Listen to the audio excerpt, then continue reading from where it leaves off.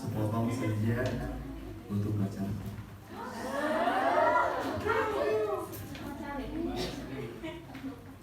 Alina tercinta, bersama surat ini kukirimkan padamu sepotong senja dengan angin, debur ombak, matahari terbenam, dan cahaya terasa. Apakah kamu menerimanya dalam keadaan lengkap? Seperti setiap senja di setiap ada. Ada juga burung-burung, pasir-pasir yang basah, siluet batu karang, dan barangkali juga ada perahu lewat di jauhan. Maaf, aku tidak sempat menelitinya satu persatu. Mesti juga ada lokal, batu yang berwarna-warni, dan biar cahaya yang cemerlang yang berkeretap pada buih yang bagaikan impian selalu saja membuat aku mengingatkan segala hal yang paling mungkin kulakukan bersamamu, meski aku tahu semua itu akan tetap tinggal bersama, kemungkinan entah kapan menjadi kenyataan. Kukirimkan sepotong senja ini untukmu, Alina, dalam amplop yang tertutup rapat dari jauh, karena aku ingin memberikan sesuatu yang lebih dari sekedar kata-kata. Sudah terlalu banyak kata-kata di dunia ini, Alina, dan kata-kata ternyata tidak mengubah apa-apa. Aku tidak akan menambah kata-kata yang sudah tak terhitung jumlahnya dalam sejarah kebudayaan manusia ini. Untuk apa kata-kata? Kata-kata tak ada gunanya dan selalu sia-sia. Lagi pula siapakah yang masih sudi mendengarnya? Di dunia ini semua orang sibuk berkata-kata tanpa peduli apakah ada orang lain yang mendengarnya. Bahkan mereka juga tidak peduli dengan kata-katanya sendiri. Sebuah dunia yang sudah kelebihan kata-kata tanpa makna. Kata-kata sudah luber dan tidak dibutuhkan lagi. Setiap kata bisa diganti artinya, setiap arti bisa diubah maknanya. Itulah dunia kita, Alina. Sekali lagi, senja yang kau kirimkan sudah aku terima. Kukira sama lengkap ketika engkau memotongnya di langit yang kemerah-merahan. Engkau membawa desir angin dan suara hempasan ombak yang memecahkan penuh. Ada juga kepak burung-burung, panggayan pohon-pohon. Aku kan tahu suka senja akan berakhir dalam keremangan yang menyedihkan. Ketika segala makhluk dan benda menjadi siluet, lantas menyatu dalam kegelapan. Kita sama-sama tahu keindahan senja itu kepastiannya untuk berakhir dan menjadi malam dengan kejam. Manusia memburu senja kemana-mana, tapi dunia ini fana, Sukar. Waktu mengubah segalanya tanpa sisa, menjadi kehitaman yang membentang sepanjang kota. Hitam, sunyi, kelam. Alina yang manis, Alina yang sejuk, akan kuceritakan padamu bagaimana aku mendapatkan senja ini untukmu. Soal itu, aku duduk seorang diri di tepi pantai, memandang dunia yang terdiri dari waktu, memandang bagaimana ruang dan waktu bersekutu, menjelma hal itu untuk mataku. Di tepi pantai, di tepi bumi, semesta adalah satuan warna keemasan dan laut adalah salinan logam, meskipun pada debur ombak yang menghapus itu tetap saja putih seperti kapas, dan langit tetap saja ungu, dan angin tetap saja lembab dan basah, dan pasir tetap saja hangat ketika ku usapkan kakiku ke dalamnya. Kemudian tiba-tiba senja dan cahaya berputar. Keindahan berputar melawan waktu. Aku tiba-tiba teringat padamu. Barangkali senja ini bagus untukmu, pikirku. Maka aku potong senja itu sebelum terlambat. Ku kerat pada 4 sisi lantas, ku masukkan ke dalam saku. Dengan begitu keindahan itu bisa abadi, dan aku bisa memberikannya padamu. Rupanya dengan cara seperti itulah dunia mesti berakhir. Senja yang kau kirimkan telah menimbulkan bencana yang tak terpikirkan. Apakah kau tahu? Suratmu itu baru sampai 10 tahun kemudian. Engkau tidak akan tahu, Sukar. Seperti juga engkau tidak akan pernah tahu apa yang terjadi dengan senja yang kau kirimkan ini. Senja paling tai kucing dalam hidupku, Sukar. Senja sialan yang paling tidak mungkin diharapkan manusia. Senja ini baru tiba 10 tahun kemudian. Karena tukang pos yang jahil itu rupanya penasaran dengan cahaya keemasan, cahaya kemerah-merahan yang mencara di amplop itu. Sukar. Cahaya itu telah mengganggunya semenjak ia menggenjot sepeda dari kantor pos, berkilau-kilau dan memancar. Meskipun dia bersepeda mendekati Bukit Kapur, demikianlah maka ia suatu ketika berhenti. Dari dalam tas itu, melihat amplop Federal Express yang sudah tidak penting lagi, melainkan merah keemas-emasan, Sukar. Seperti senja dengan matahari terbenam di balik cakrawala. Tukang pos itu mengambil amplop tersebut, menimang-nimangnya. Tapi yang kamu kirim itu bukan kartu pos, Sukar. Yang kau kirim itu senja. Senja di tepi pantai yang asin. Kamu pikir berapa ton beratnya? Pasir di sepanjang pantai itu, Sukar, kira-kira tidak sedikit dong. Masih lumayan tukang pos itu kuat mengejut sepedanya mendaki Bukit Kapur. Alina sayang, semua itu telah terjadi dan kejadiannya akan tetap seperti itu. Sampai ke mobil, ketika di antara kerumunan itu, kulihat seseorang menunjuk-nunjuk ke arahku. Dia yang mengambil senja itu. Saya lihat dia mengambil senja itu. Kulihat orang-orang itu melangkah ke arahku. Melihat gelagak itu, aku segera masuk mobil dan tancap gas. Catat nomornya. Aku melejit ke jalan raya. Aku kebut mobilku tanpa perasaan panik. Aku sudah berniat memberikan senja ini untukmu. Dan hanya itu saja, Alina. Tak seorang pun boleh mengambilnya dariku. Cahaya senja yang keemasan itu berbinar-binar di dalam saku. Aku merasa cemas karena meskipun kaca mobilku gelap, tapi cahaya senja itu cukup terang dilihat dari luar. Dan ternyata cahaya senja itu memang menembus segenap cahaya dalam mobilku, sehingga mobilku itu meluncur dengan nyala, cemerlang ke aspal maupun ke angkasa.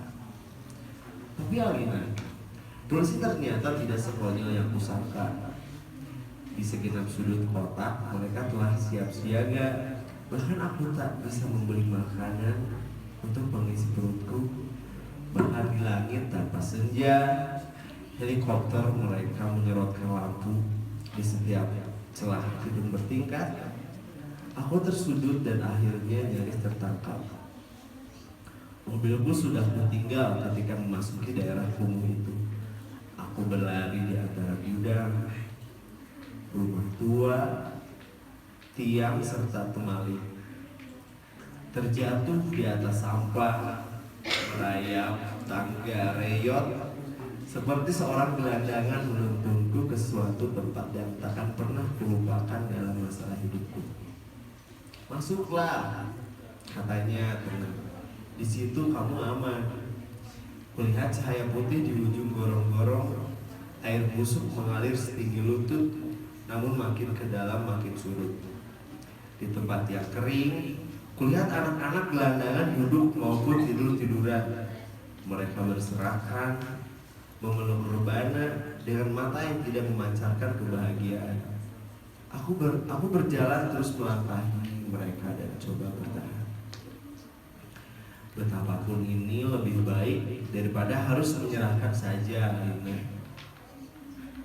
Di ujung gorong-gorong, di tempat cahaya putih itu, ada tangga menurun ke bawah. Kuikuti tangga itu.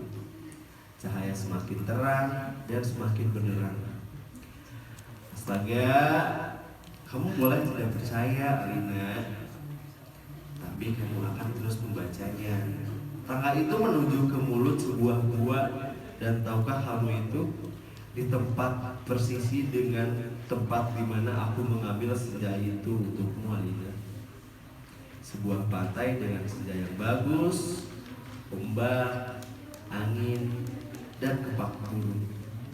Tak lupa cahaya keemasan dan bias ungu pada mega-mega yang berarak bagaikan aliran mimpi. Cuma saja tidak ada lubang sebesar kartu pos. Jadi meskipun persis sama, tapi bukan tempat yang sama. Suka biang malam, goblok, dan menyebalkan. Kamu tahu apa yang terjadi 10 tahun kemudian? Tukang pos itu tiba di depan rumah kami. Ya, rumah kami. Setelah 10 tahun, tentu banyak dong yang terjadi. Misalnya, bahwa aku telah menikah. Aku telah beranak pinak. Jangan kaget. Dari dulu, aku juga tidak mencintaimu. Dasar bego. Dikasih isyarat tidak mau mendengarkan. Sekali lagi, aku tidak mencintaimu. Toh, kalau aku kelihatan baik selama ini sama kamu, terus terang saja aku katakan sekarang. Sebetulnya, aku cuma kasihan. Terus terang, aku kasihan sama kamu, Suka. Mencintai begitu rupa, tapi tidak tahu bahwa yang kamu cinta itu sebenarnya tidak mencintai kamu. Makanya jangan terlalu banyak berhayal, Suka. Pakai otak dong sedikit. Hanya dengan begitu, kamu akan selamat dari perasaan cintamu yang tolol itu. Tapi bukan cinta tai kucing yang sebetulnya ingin kuceritakan kepadamu, Suka. Soal cinta ini sama sekali tidak penting. Kalau kamu harus tahu apa akibat perbuatanmu ini, Suka, mengirim sepotong senja untuk orang yang sama sekali tidak mencintai kamu. Tahu apa akibatnya? Begitu tukang pos itu datang, setelah menceritakan kenapa kiriman Federal Express ini telat 10 tahun, kemudian kubuka amplop berisi senja itu. Dan terjadilah semua ini. Apa kamu tidak tahu sekali? Senja itu meski cuma sepotong, tetapi menimbulkan bencana yang tidak terpikirkan. Kamu kira matahari terbenam itu adalah semesta yang utuh? Kalau sepotong senja itu di dalam amplop terus sih ya nggak apa-apa. Tapi ini keluar dan lautnya membludak tak tertahankan lagi. Bagaimana aku tahu amplop itu berisi senja Sukar? Apa aku ini bukan penghayal seperti kamu? Hidupku penuh dengan perhitungan yang matang. Aku betul menguntung untung dan rugi setiap perbuatan, terutama untung ruginya untuk diriku sendiri. Betapa pentingnya hidupku selamat demi suamiku dan anak-anakku. Tapi kamulah yang tidak tahu diri, mengirim senja tanpa kira-kira. Dunia ini jadi berantakan kan? Berantakan, hancur, lebur, tiada terkira. Aina yang manis, paling manis dan selalu manis, terimalah sepotong senja itu hanya untukmu dari seorang yang ingin membahagiakanmu. Awas, hati-hati dengan lautan dan matahari itu. Salah cahayanya membakar langit, dan kalau tumpah airnya bisa membanjiri permukaan bumi. Dengan ini, kukirimkan pula kerinduanku dengan cium, peluk, dan bisikan berhangat dari sebuah tempat yang paling suci di dunia ini. Suka bilang malam, paling malam, dan akan selalu malam. Aku menulis surat ini dengan kertas dan pena terakhir di dunia. Di atas puncak Himalaya, di depanku ada sebuah sampan kecil dengan sepasang dayung dan sebungkus supermi. Itulah makanan terakhir di muka bumi ini. Sisa manusia yang menjadi pengembara lautan di atas kapal dan perahu telah mati semua karena kehabisan bahan makanan maupun mayat teman-temannya sendiri.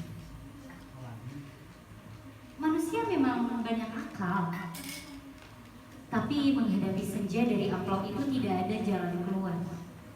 Banyak orang mempertanyakan diriku, kenapa aku membuat dirimu begitu cinta menggebu-gebu, padahal cinta secuil pun aku tidak. Sehingga kamu mengirimkan sepotong senja itu kepadaku dan tumpah ruah membanjiri bumi.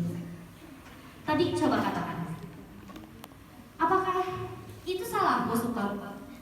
Tentu bukan. Aku tidak mau disalahkan atas bencana yang menimpa umat manusia. Mengapa cinta harus menjadi begitu penting sehingga kehidupan terganggu? Ini bukan salahku. Sukar, aku akan mengakhiri surat ini. Akan kulipat menjadi perahu kertas dan kulayangkan ke laut lepas. Bukan tidak mungkin surat ini akan terbaca juga, entah bagaimana caranya. Namun, siapapun yang menemukannya akan membaca kesaksianku. Jika tidak, aku pun tidak akan tahu apa nasib waktu. Kupandang senja yang abadi sebelum melipat surat ini. Betapa semua ini terjadi karena cinta. Dan hanya karena cinta. Betapa besar bencana telah ditimbulkan ketika kata tak cukup menampungnya. Kutatap senja itu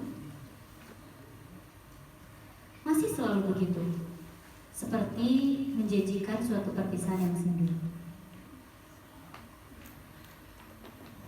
Selamat berpisah semuanya. Selamat tinggal, Alina. Selamat berbahagia, Alina. Selamat bertemu. Aku mencintai. Suka. Dadah.